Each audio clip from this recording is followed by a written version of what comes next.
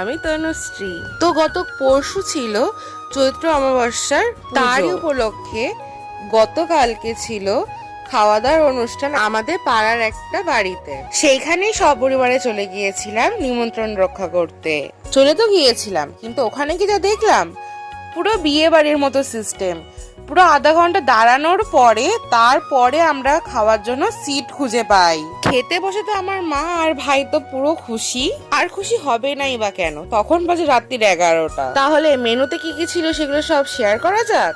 ফার্স্টেই দিয়েছিল একটা ভেজিটেবল চপ, তারপরে ছিল ভেজ বিরিয়ানি, ইঁচড় আর আলু দিয়ে ভেজ বিরিয়ানি, তারপরেই ছিল আলুর দম, কাশ্মীরি আলুর দম। আর ঠাকুরের প্রসাদের কোনো রিভিউ হয় না বস। এই দুটোর কম্বিনেশন শেষ হতে না হতেই চলে এসেছিল চিলি পনির। আর চিলি পনির খেতে কে কে ভালোবাসো সেটা অবশ্যই কমেন্ট করে জানিও। চিলি পনির দিয়ে রসিয়ে কষিয়ে খাওয়ার পরই চলে এসেছিল আমার পাতে চাটনি। আহা হা, কি সুন্দর ছিল চাটনিটা খেতে। চাটনির সাথে ছিল পাঁপড়।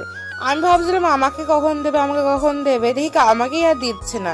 শেষ পর্যন্ত আমার পাতে পড়লো চাটনির সাথে পাঁপড় দিয়ে আজকের খাওয়াটা কমপ্লিট করলাম।